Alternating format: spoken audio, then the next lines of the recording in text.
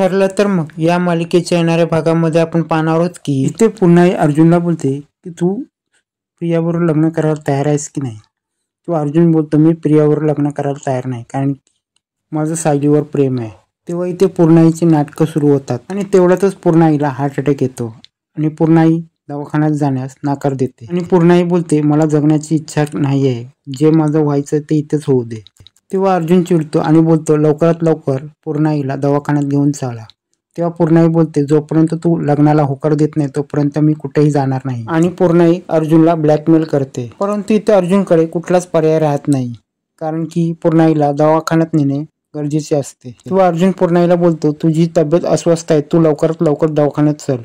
तेव्हा पूर्णाई बोलते जोपर्यंत तू लग्नाला होकार देत नाही तोपर्यंत मी कुठेही जाणार नाही आणि जोपर्यंत तू तन्वीबरोबर लग्न करणार नाही तोपर्यंत मी बिलकुल बरी होणार नाही. पण अर्जुनकडे कुठलाच पर्याय नसतो, कारण की त्याला तो या प्रकरणामध्ये पूर्ण अडकलेला असतो आणि अर्जुन वचन देतो की मी या लग्नाला तयार आहे. तेव्हा इथे अर्जुनला खूप मोठा धक्का बसतो, कारण की त्यांनी खूप मोठा निर्णय घेतला असतो, कारण की नालायक प्रियाबरोबर त्यांनी लग्नाला होकार दिलेला असतो. इथे अर्जुन रडायला लागतो आणि त्यांनी जो निर्णय घेतला असतो त्याच्यावर त्याला खूप वाईट वाटत असतं आणि हे पाहून प्रिया खूप खुश झालेली असते, कारण की ती तिच्या कपट कारस्थानामध्ये सक्सेस झालेली असते. इकडे चेतन कुसुमला फोन लावतो आणि सुभेदारांच्या घरातला सगळा प्रकार तिला सांगतो आणि कुसुमच्या पायाखालची पूर्ण जमीन सरकते आणि देव पण कुठली परीक्षा घेतो काय माहित आणि त्या दोघांना कुठली देव शिक्षा देतो. आताच ते दोघं एकत्र आले होते आणि कुसुमला कळतं की हे सगळं प्रियाचं कपट कारस्थान आहे आणि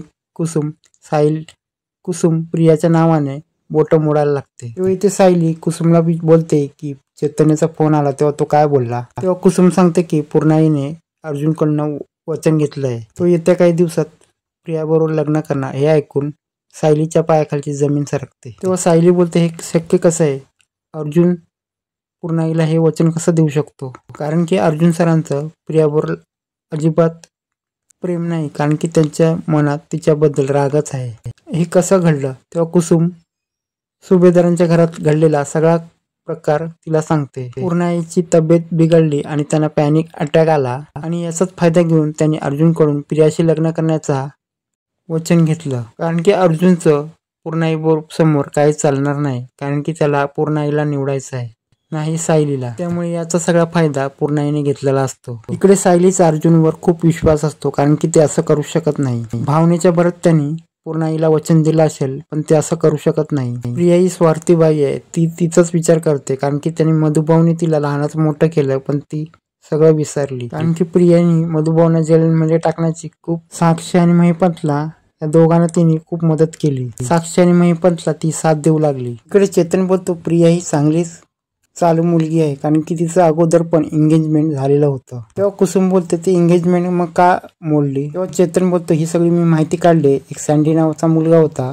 तिने येऊन सांगितलं की माझं तन्वीवर प्रेम आहे, मी तन्वीशी लग्न करणार आहे आणि प्रियाने पण ते मान्य केलं होतं. पण नंतर रविराजांनी पुढे त्याला रंग्यात पकडले की त्याने पैशावरून, आणि तो पैशासाठी हे सगळं करतो. जो पैशासाठी करतो तो काय पण करू शकतो. तेव्हा चेतन बोलतो हे सगळं बघून आपण प्रियाला तिच्याच जाळ्यामध्ये तिला आता चांगलं अडकवतो आणि हे सगळं प्लॅनिंग हे लोक करत असतात. साखरपुड्याचा दिवस आलेला असतो आणि तेव्हा अर्जुनला कळत नसतं आपण काय करतोय आणि जे पण आपण करतोय ते योग्य आहे की चुकीचं आहे ते आपल्याला काय कळतच नाही. तेव्हा अर्जुन ठरवतो की जोपर्यंत आपण पूर्णाईला हे साखरपुडा करून तेवढा शांत केलं तर आपण पुढे काय करू शकतो. आता आपण साखरपुडा करू आणि नंतर काय ते करूया काय करायचं ते. आणि अर्जुन कसा बसा या साखरपुड्यासाठी तयार होतो. इकडे सायली ठरवते की आपण काय होऊ दे आपण हा साखरपुडा व्हायला द्यायचा नाही, कारण की अर्जुन हा माझा नवरा आहे आणि हा साखरपुडा मी आजच्या दिवशी अर्जुन बरोबरच करणार. इकडे सुभेदार कुटुंब सगळी तयारी करून रविराजांच्या घरी आलेले असतात. तेव्हा रविराजांच्या इथे साखरपुड्याची जय्यत तयारी झालेली असते. सुभेदार कुटुंब तिकडे पोहोचलेलं असतं आणि त्याच्या अगोदर चेतन तिकडे पण पोहोचलेला असतो. तिकडे चेतनने सर्वांच्या अगोदर जाऊन तिकडे जी पूर्व तयारी केलेली असते ती सायलीच्या सांगण्यावरून ती त्यांनी केलेली असते. तेव्हा इथे सायली रविराजांच्या घरी येते. तेव्हा अर्जुन तिला पाहतो आणि तो खुश होतो. तेव्हा अर्जुन बोलतो तुम्हाला इथे सगळ्यांनी पाहिलं तर. तेव्हा सायली बोलते पाहू दे ना, कारण की आपलंच इकडे साखरपुडा होणार आहे. मी हा साखरपुडा फ्लॉप करत आपल्या दोघांचा साखरपुडा ठरवणार आहे. आणि असं म्हणत सायलीने पूर्ण धुरा आपल्या हातात घेतलेली असते. सायलीला माहित असतं की तिला कोणी घरामध्ये घेणार नाही. सायली खिडकीच्या मार्गे आत येते. तिला अर्जुन आणि चेतन आतमध्ये घेतात. तेव्हा चेतन सांगतो की आपला प्लॅन असा आहे की सायली वहिनीने सँडीला बोलवलं आहे आणि सँडी असं सांगणार आहे की त्याचं आणि प्रियाचं असं अफेअर होतं आणि रविराजांना पण माहित असतं की सँडी आणि प्रियाचं अगोदर लग्न ठरलेलं असतं. तेव्हा सायली बोलते आता आपल्याला मिशन चालू करायचं. तेव्हा सायली खाली येते आणि एकदम मोठ्याने आवाज करते. तेव्हा सगळ्यांचं लक्ष सायलीकडे जातं. तेव्हा कल्पना अर्जुनला बोलते की काय चाललंय सगळं, तू सायलीला बोलवलंस का?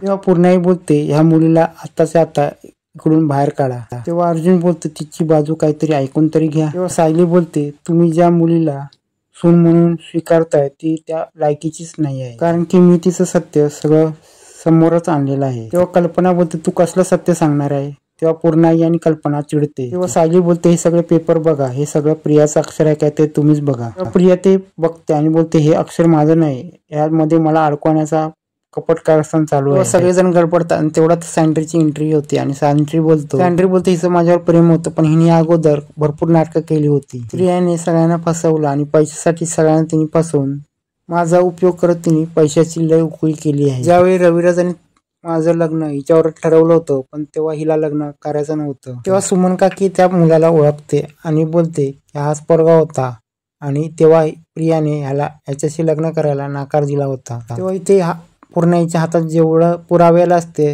आलेले असतात तेव्हा पूर्णाई प्रियाला बोलते हँड रायटिंग तुझंच आहे ना, तू बोलू शकत नाही की हे सगळं चुकीचं आहे, हे मी केलं नाहीये. तेव्हा अर्जुन सायलीच्या बाजूने येतो आणि बोलतो मी हे साखरपुडा करण्यास तयार नाही. तेव्हा इथे सायलीने मोठ्या चातुर्याने अर्जुन आणि प्रियाचं साखरपुडा मोडलेला असतो. आता सायली आणि अर्जुन पुढे काय निर्णय घेणार हे पाहणे आता खूप मोठा निर्णायक ठरणार आहे.